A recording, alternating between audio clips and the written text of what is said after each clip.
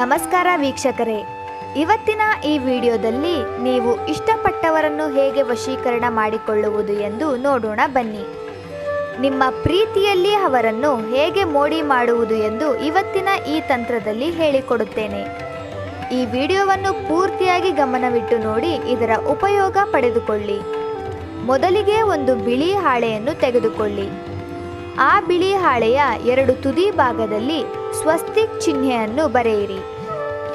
ಈ ವಶೀಕರಣವು ತುಂಬ ಶಕ್ತಿಶಾಲಿ ವಶೀಕರಣವಾಗಿದೆ.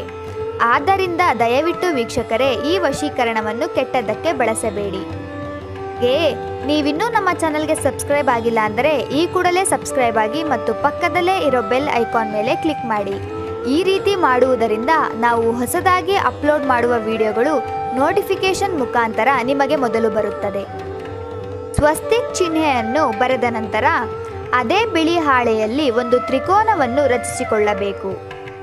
ಆ ತ್ರಿಕೋನದ ಒಳಗೆ ಮೊದಲಿಗೆ ನೀವು ಯಾರನ್ನು ವಶೀಕರಣ ಮಾಡಿಕೊಳ್ಳಬೇಕು ಅಂತ ಇದ್ದೀರಾ ಅವರ ಹೆಸರನ್ನು ಬರೆದುಕೊಳ್ಳಬೇಕು. ಉದಾಹರಣೆಗೆ ಅವರ ಹೆಸರು ಪ್ರಿಯಾಂಕಾ ಆಗಿದ್ದಲ್ಲಿ ಪ್ರಿಯಾಂಕಾ ಎಂದು ಬರೆದುಕೊಳ್ಳಬೇಕು. ನಂತರ ಅದರ ಕೆಳಭಾಗದಲ್ಲಿ ಪ್ಲಸ್ ಚಿಹ್ನೆಯನ್ನು ಬರೆಯಬೇಕು. ನಂತರ ಪ್ಲಸ್ ಚಿಹ್ನೆಯ ಕೆಳಭಾಗದಲ್ಲಿ ನಿಮ್ಮ ಹೆಸರನ್ನು ಬರೆದುಕೊಳ್ಳಿ.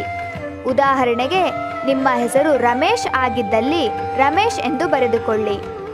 ನಂತರ ತ್ರಿಕೋನದ ಕೆಳಗೆ ಒಂದು ಮಂತ್ರವನ್ನು ಬರೆಯಬೇಕು. ಆ ಮಂತ್ರ ಯಾವುದು ಅಂದರೆ ಓಂ ನಮೋ ಜಮಿನಿ ಅಷ್ಟಂಬಿನಿ ಮೋಹಿನಿ ಅಮುಕಿ ಮೇ ವಶಂ ಕುರು ಸ್ವಾಹ. ವಿಡಿಯೋದಲ್ಲಿ ತೋರಿಸುತ್ತಿರುವ ಹಾಗೆಯೇ ಬರೆದುಕೊಳ್ಳಿ.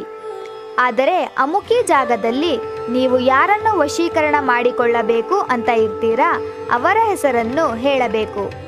ಮಂತ್ರದ ಕೆಳಭಾಗದಲ್ಲಿ ದೋಹಾಯಿ ಹೇ ಕಮಾಕ್ಯ ದೇವಿ ಕಿ ಎಂದು ಬರೆದುಕೊಳ್ಳಬೇಕು.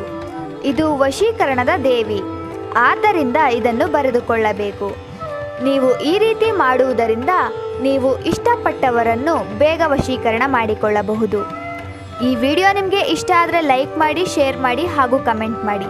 ನೀವಿನ್ನೂ ನಮ್ಮ ಚಾನಲ್ಗೆ ಸಬ್ಸ್ಕ್ರೈಬ್ ಆಗಿಲ್ಲ ಅಂದರೆ ಈ ಕೂಡಲೇ ಸಬ್ಸ್ಕ್ರೈಬ್ ಆಗಿ. ಧನ್ಯವಾದಗಳು.